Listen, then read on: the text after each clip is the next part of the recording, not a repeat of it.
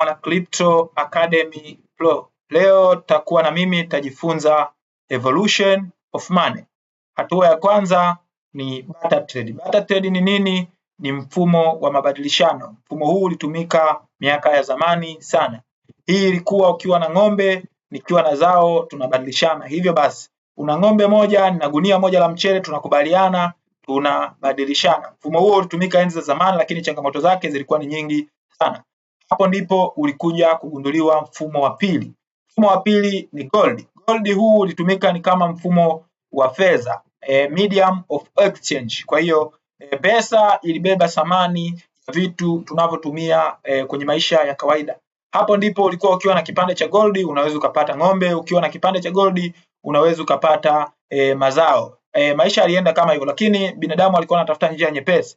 Tukapata njia ya tatu inayoitwa meta coins. Meta coins ni kitu gani? Hizi ni sarafu za chuma, shilingi 5, shilingi 2, senti 5 na zingine vingi. Hizo zilitumika kama medium of exchange.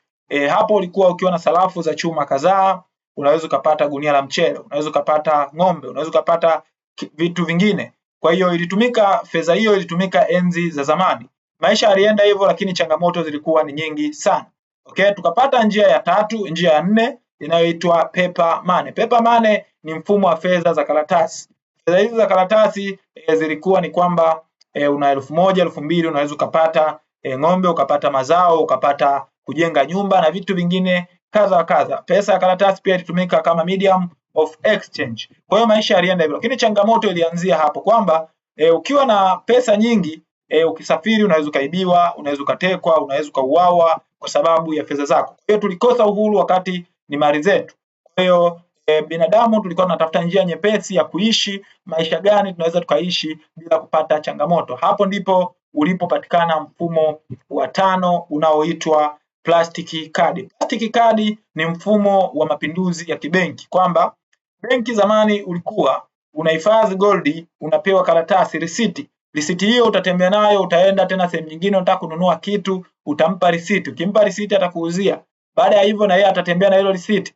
Au benki inahifadhi vitu vingine kama pesa na nini. Lakini changamoto ulikuwa ukishatoa fedha benki, hauna tena ulinzi. Unaweza ukaibiwa, ukatekwa na vitu vingine. Kwa hiyo plastic card ilikuja kuleta mapinduzi kwamba pesa yako iko benki, wewe unatembea na kadi yako. Kadi yako hii itakusaidia, utatoa pesa sehemu yoyote.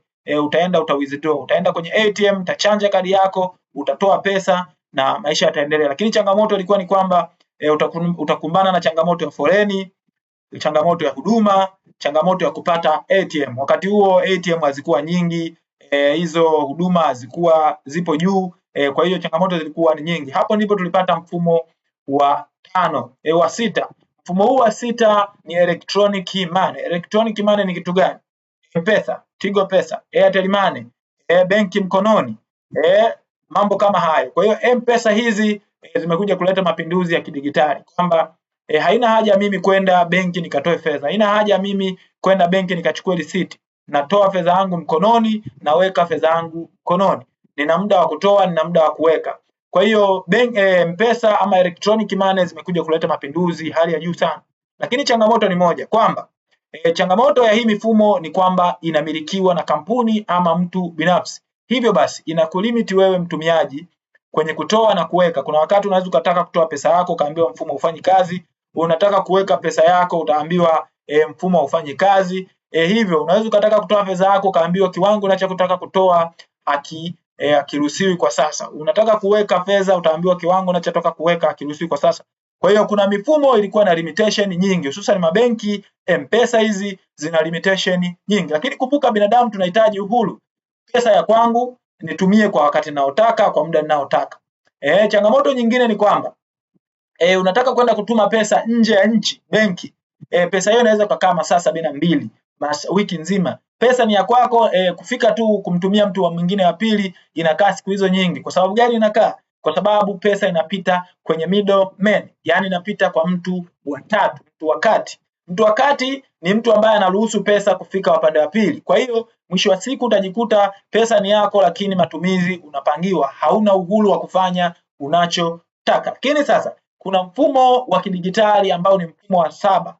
mfumo ambao umeleta mapinduzi makubwa duniani, mfumo ambao umeleta mapinduzi makubwa duniani. Mfumo huu unaitwa cryptocurrency. Cryptocurrency ni mfumo ambao umeleta mapinduzi makubwa sana, ni mfumo ambao unaleta fursa nyingi sana, ni mfumo ambao umeleta manufaa makubwa sana. Hivyo basi mfumo huu nitaenda kuelekeza kwenye video yangu ya pili. Cryptocurrency ni nini, inafanya nini, faida zake ni zipi hasa, na kwa nini utumie cryptocurrency, na kwa nini cryptocurrency uichague kama chaguo lako la msingi hususan kwenye maisha ya kidigitali hivi leo. Twende kwenye video yetu ya pili tukajifunze cryptocurrency ni nini.